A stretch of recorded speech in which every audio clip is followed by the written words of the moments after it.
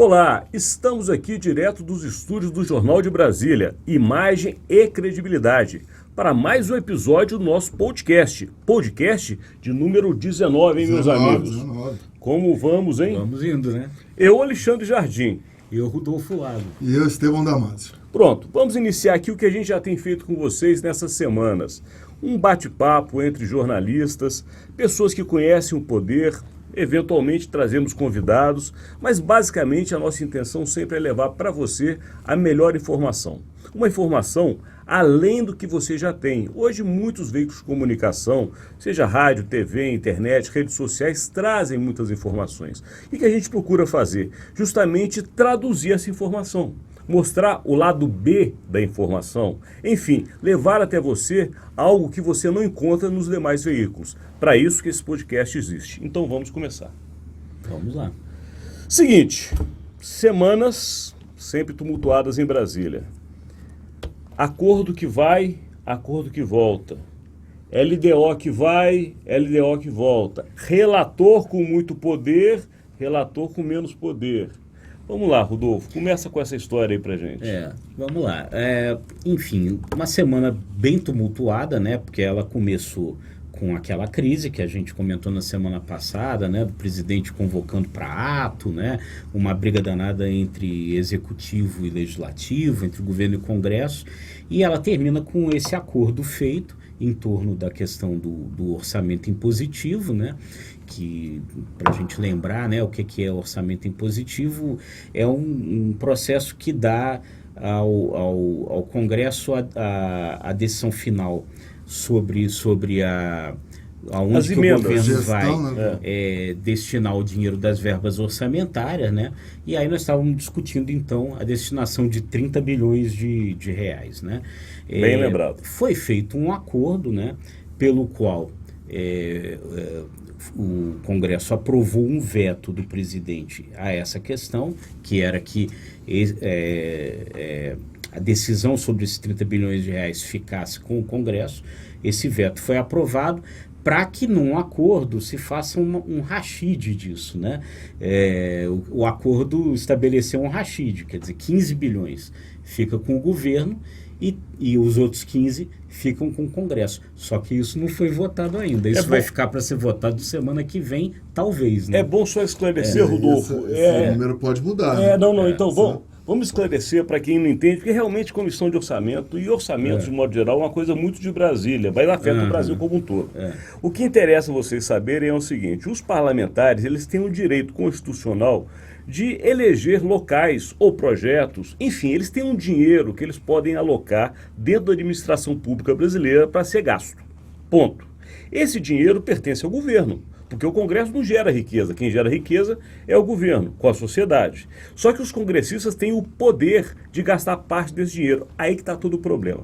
O governo quer gastar completamente o dinheiro, os parlamentares querem gastar completamente o dinheiro e tem que se entrar num combinado, que é o que o Rodolfo explicou. Mas vamos lá, Estevão. Eu acho que essa discussão em torno do orçamento impositivo é muito salutar e muito importante, mas essa disputa insana pelo protagonismo político e pelo poder, envolvendo os poderes executivo e legislativo, no próprio legislativo há uma disputa entre Câmara e Senado, enfim.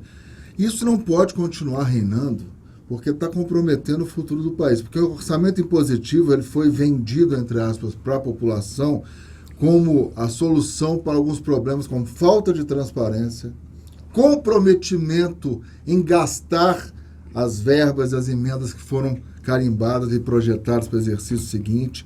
Então, comprometimento e transparência envolvem a ideia do orçamento impositivo. E posso completar? Claro. Porque eu me lembro bem desse período que foi implementado e que foi inclusive sugerido na época pelo senador Antônio Carlos Magalhães, era para ainda acabar com justamente o que ficou famoso há 2 semanas, o chamado achaque. Exatamente. Porque como não tinha determinação que ia se gastar, cada parlamentar ou liderança com poder ia ao governo e metia a faca no pescoço. Para aprovar tal projeto, tem que liberar esse dinheiro. Então, a ideia é que já tinha um bolo definido, ali os caras seriam atendidos e não teria mais esse famoso achaque. Particularmente, né? Considero preocupante você concentrar muito poder na gestão, nas mãos do relator da Comissão Mista de Orçamento. Concordo. Eu acho que o Poder Executivo não pode ser tão esvaziado assim. Mas não, está na hora, Rodolfo e Alexandre, e você, da gente resolver isso. Não, tem que resolver.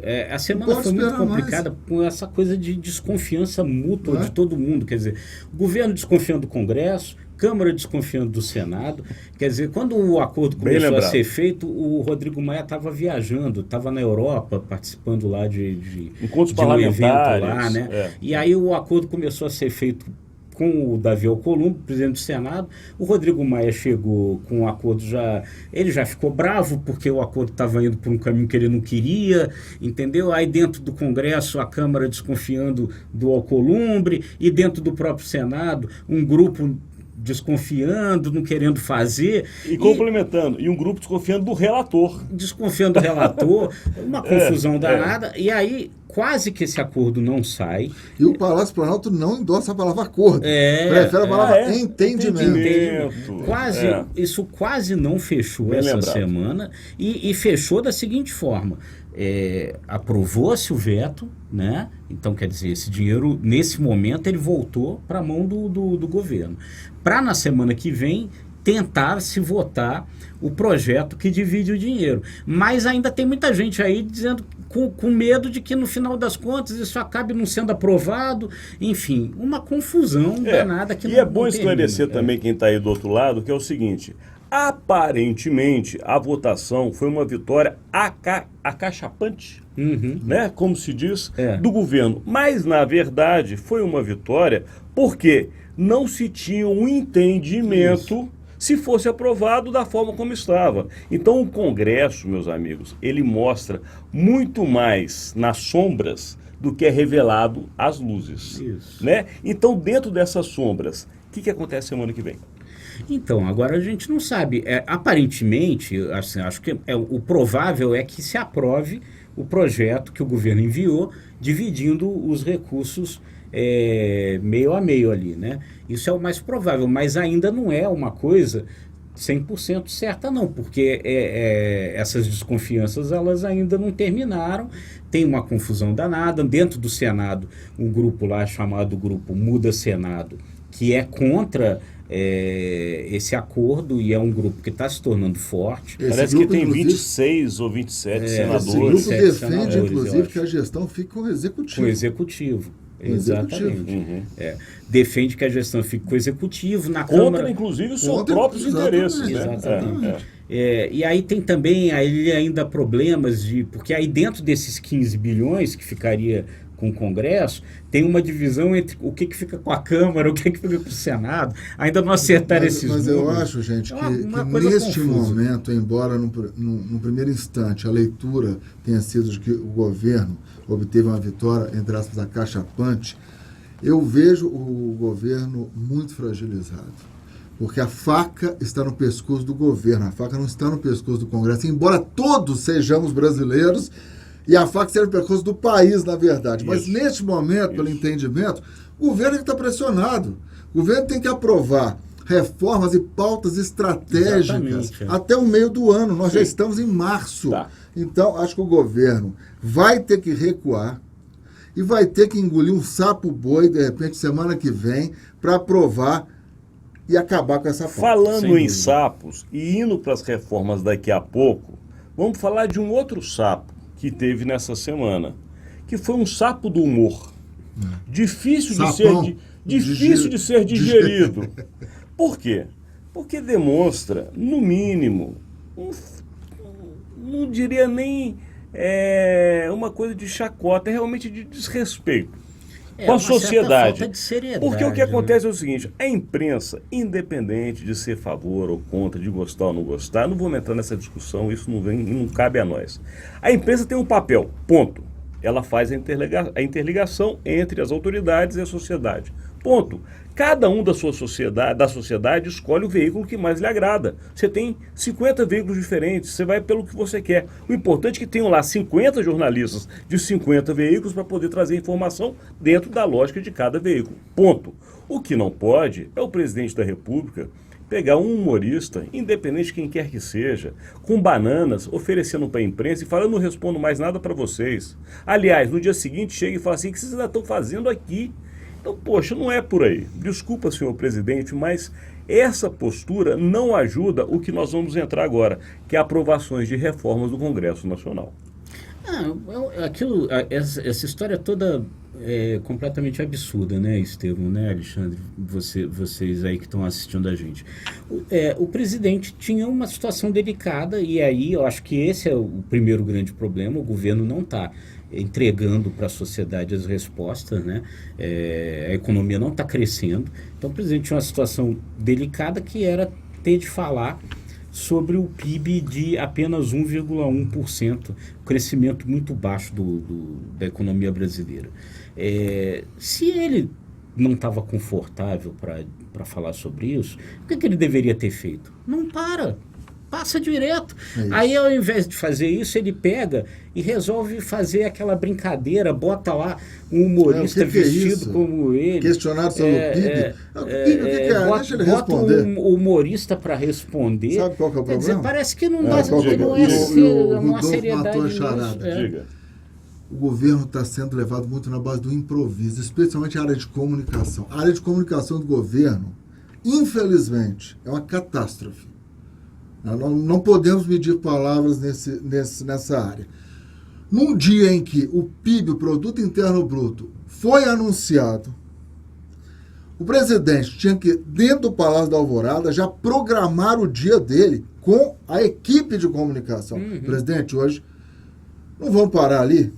Vamos fazer um pronunciamento no Palácio do Planalto, colocar a equipe econômica, de repente, para conceder uma entrevista à imprensa. Mas falta esse planejamento de comunicação. Você parar o dia, o que nós temos hoje de informações, de notícias, quais notícias a gente tem que valorizar, não ter esse planejamento, pelo menos é o que parece, o presidente improvisa. Mas é que tá, não tem o planejamento no caso do presidente da República, mas áreas do governo estão fazendo uma comunicação excepcional. Inclusive nós vamos falar no nosso conteúdo exclusivo, diretamente para os assinantes do Imagem e Credibilidade, um case de sucesso dentro do governo. São ilhas de excelência dentro do governo. Exatamente. Portanto, alguma coisa está dando errado e outra está dando certo. O que está acontecendo para que não haja junção do positivo para eliminar o negativo? Eu já fiquei anos debaixo da mangueira do Alvorada, muitas vezes mendigando informações, implorando para que o presidente parasse. E no momento em que nós temos um presidente, é louvável isso, disposto a parar para conversar com os jornalistas, a postura dele e a claque que o cerca minam qualquer entrevista cega ali na porta. E atrapalha a questão de aprovação de reforma. Só completando uma coisinha antes da gente entrar nisso, como é que o presidente vai no dia seguinte reclamar que essa situação tenha sido noticiada? Ele desce com um humorista do lado, faz aquela coisa toda e no dia seguinte ele reclama porque a imprensa pega e diz que ele fez piada com o PIB pequeno. Ele não fez piada com o PIB pequeno, não? O que a imprensa devia fazer? Piada. A imprensa não ia noticiar um fato que aconteceu? Eu acho que tem um problema aí de compreensão. Eu acho que a gente não dá para o presidente da República conceder entrevista coletiva com apoiadores do lado. Não faz sentido. Vai atrapalhar o conteúdo, vai inibir muitas vezes os nossos colegas de fazerem as perguntas. Então, agora eu vou passar para um ponto que aí todo mundo, independente de quem apoia ou não apoia, a nossa função não é essa, é falar sobre a informação que é gerada em Brasília, e essa afeta a sua vida. Reformas. O presidente com uma postura de total desmerecimento para com a informação, porque não é a imprensa que ele está desmerecendo, não. É a informação que sai dele, ou que é repassada por ele. Essa postura atrapalha reforma. Nós tivemos nessa semana o secretário Mansueto dizendo claramente: o crescimento está abaixo e frustra a sociedade. É uma frase fortíssima. Nós entramos no segundo ano do governo do presidente Jair Bolsonaro. Há duas reformas que ainda não começaram a ser colocadas em trânsito no Congresso Nacional, num ambiente que não há muita abertura de acordos. esse entendimento que a gente acabou de falar no início só ocorreu, não foi porque o governo federal entrou em entendimento, não. Foi porque havia uma desconfiança por parte dos parlamentares de que o poder da divisão de verbos ficaria na mão de um só deputado e de um só grupo político. Vamos falar a verdade aqui. Portanto, foi um entendimento que houve entre os parlamentares diante do dinheiro que os parlamentares têm para poder trabalhar durante o ano deles. Portanto, não foi vitória do governo. O governo não está com nenhuma vitória no Congresso. O secretário importante da área econômica diz que está frustrante para a sociedade. O ministro da Economia diz que tem 15 semanas apenas para o Brasil dar certo. Essa frase é fortíssima. Então, meus amigos, eu me calo agora e quero ouvir vocês.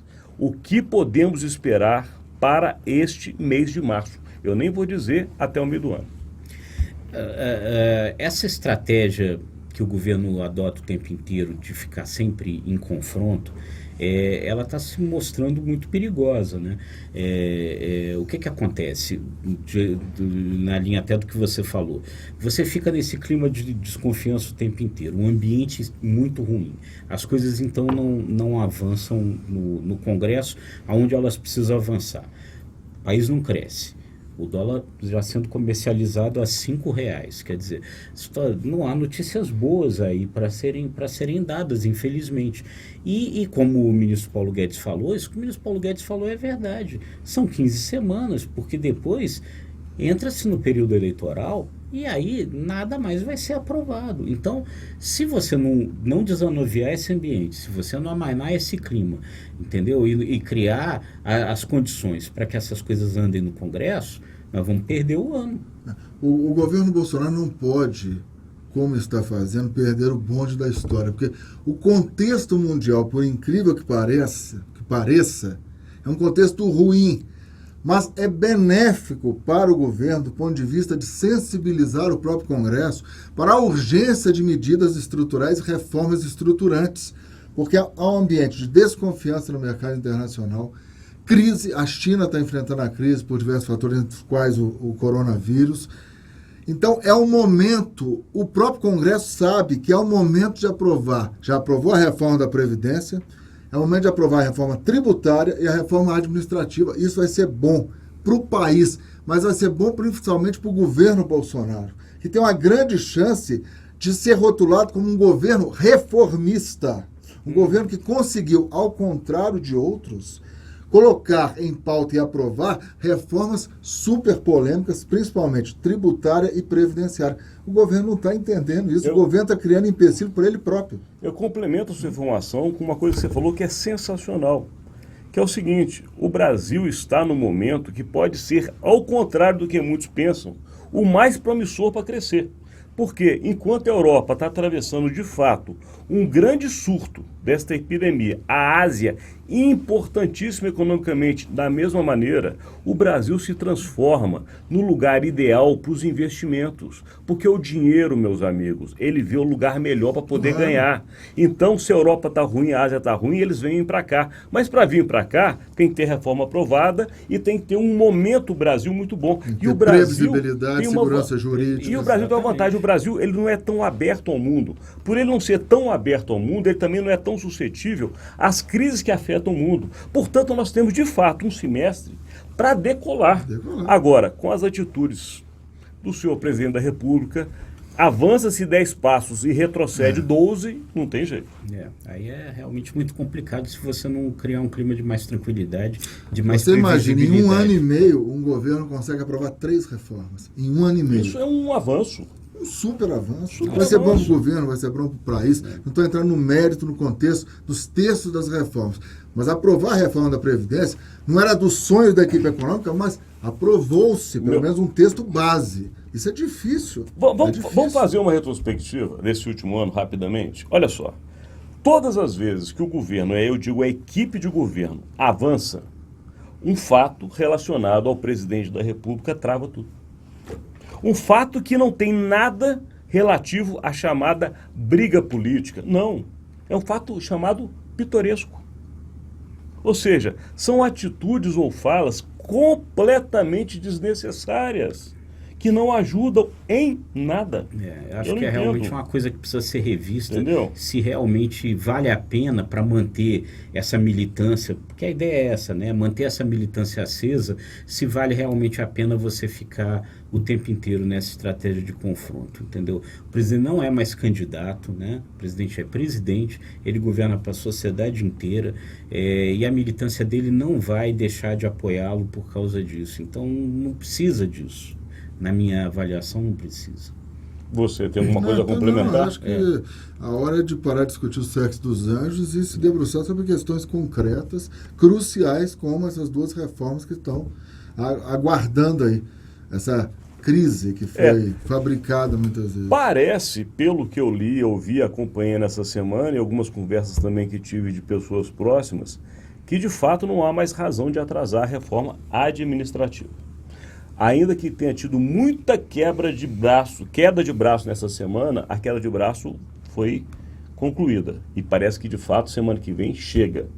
A tributária, como não tem acordo, vai ser fatiada. Eles vão avançando num ponto, avançando em outro, e vai chegar lá no final, ver o que dá para juntar. Exatamente. Então, ou seja, se a coisa pelo menos startar ou começar, falando a nossa língua mãe, esta semana, de fato, nós temos chance, porque nós estamos no início de março. Primeira quinzena, a gente que cobriu política há muito tempo e ainda relaciona-se muito bem no Congresso, sabe que dá tempo. Há tempo. Há tempo. Agora, se deixar para abril, aí a coisa muda.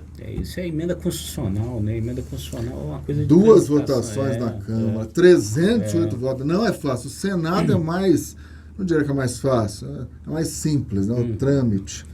81 Senado. Agora, 503 deputados, se obter em duas votações 308 votos, com essa base do governo que ainda está meio embaçada. E agora é o seguinte, mudança, inclusive o partido do presidente, ou ex-partido do presidente, a gente não sabe nem como pode se falar, que é o PSL, voltou a ter a deputada Joyce Halsemann como líder, mas ela já chega chutando a canela do filho do presidente.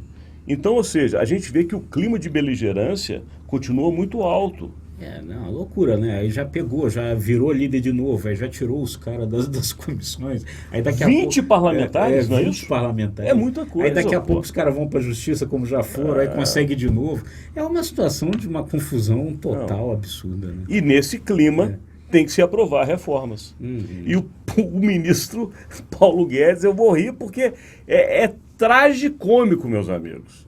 Ele fala, temos 15 semanas. E detalhe, a gente tinha 15 semanas, né? Quando ele falou, já passaram alguns dias. Então, pô, sabe aquela ampulheta que vai passando, o areinha vai caindo? Tá nesse nível. Mas eu acho interessante, até como uma estratégia de comunicação, essa fala dele, eu acho que foi muito boa. Porque você tem um horizonte mais concreto. Como nós, eu acho que muitos parlamentares, poxa vida, são 15 semanas, só isso, né? Ele espera que essa frase tenha esse efeito, dê uma sacudida ali no Congresso. Ele está fazendo o papel dele.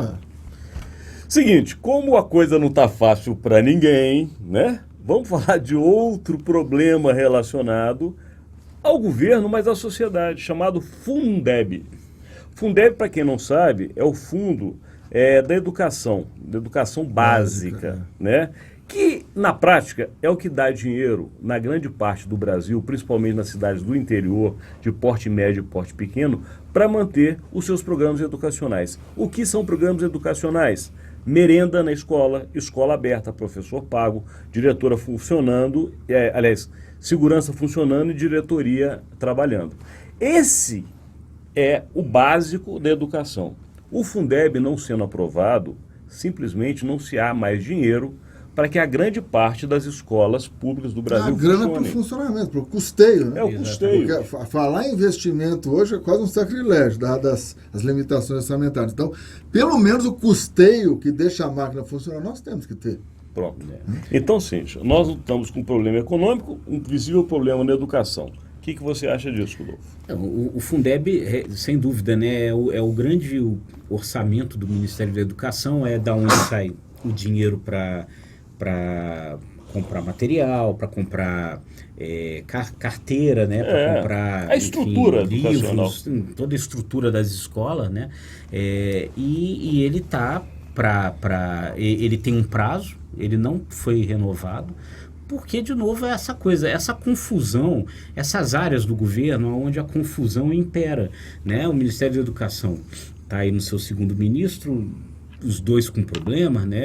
Primeiro o Ricardo Vélez, agora o Weintraub. A área não avança, não consegue, fica também só nessa coisa do confronto, e isso precisa da aprovação do Congresso. Enfim, de novo caímos aí nas 15 semanas, né? E aí, sem Fundeb, como é que vai ficar a educação do país? A educação é regida por uma política de Estado, não de governo. Então, no momento em que você coloca a ideologia à frente das próprias propostas educacionais, de ambas as partes, não estou falando só do Weintraub, não.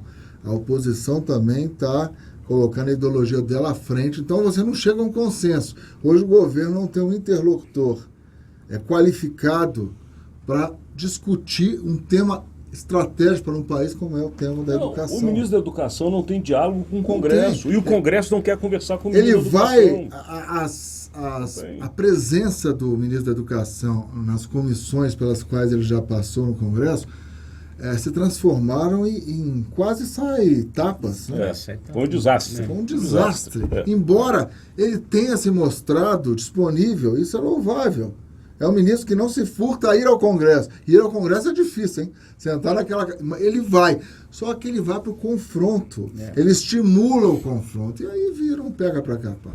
Acho que de novo é isso, né? Quer dizer, essa coisa dessa opção pelo confronto, eu acho que é uma coisa que precisa ser revista. Não está sendo bom. Urgentemente. Eu estou de acordo com você, Rodolfo, até porque o que sofre no final das contas somos todos nós. Né? Essa briguinha entre eles é uma briguinha que pode ser boa para eles, né? São os meninos poderosos, mas para nós que estamos aqui no andar de baixo, que temos que pagar a conta, pegar empréstimo, entendeu? Entrar no cheque especial, que ainda que tenha baixado, está em 8%, fazer um acordo de parcelamento do cartão de crédito, porque tem que comprar material escolar e tem que pagar quase 9% de juros ao mês, não é fácil para ficar nesse conflito. Então, vamos resolver o problema, porque sem educação, sem economia, nós vamos para o buraco. Não tem jeito. Nós temos que torcer para o país, gente. Né? O governo foi eleito, foi democraticamente eleito. Você tem que fazer uma oposição responsável, óbvio que você tem que apontar defeitos, são vários defeitos desse governo, como outros também apresentaram vários defeitos, mas estimular essa guerra, essa polarização, ninguém vai ganhar. O país não vai ganhar se continuarmos com esse clima. Então, mudando o clima para a namoradinha do Brasil, em termos rapidíssimos. Regina Duarte casou. E aí, você foi ao casamento? Não fui convidado para o casamento. Não, eu acho que eu não tinha nenhum vestido de bolinha para ir nesse casamento. Será que foi combinado? Não sei, engraçado. A ministra Damares, a primeira dama, e agora a ministra da Cultura. Todas as três com bolinhas? Afinadas. Completamente. Tomara que dê certo, né? Mas como a gente estava comentando, Regina Duarte vai se deparar com um mundo cruel, né? Bem lembrado. Concreto de Brasília. Bem lembrado. O que poder não é fácil. Consome. Que não é fácil. O poder é fugaz, mas toma a pessoa. Se a pessoa não tiver uma base, ela sucumbe. Isso aí. Tem muita dificuldade. Essa capital não é para amadores, aqui é só para profissionais. E eu quero mostrar um dos grandes profissionais da história política do Brasil, que está na capa do Jornal de Brasília dessa semana, que é o presidente Bossa Nova, o presidente Juscelino Kubitschek, o JK, como o Rodolfo lembrou. Um trabalho excepcional que o Jornal de Brasília tem feito. O Jornal de Brasília tem feito semanalmente, aliás, diariamente, a história que trouxe a capital da República para o centro do país, mostrando desde o passado bem remoto até os dias atuais. É um material riquíssimo que vale não somente para 60 histórias, para comemorar os 60 anos. Fala um pouquinho, Rodolfo, rapidamente. Então, a série chama 60 anos, 60 histórias. São 60 capítulos que vão até o dia 21 de abril, sempre nas duas páginas centrais do jornal, que você pode destacar e guardar, né? contando... Virou enciclopédia, né? Contando histórias da construção, da saga da construção da cidade. Você é do tempo da enciclopédia, né? Eu sou. Da Barça.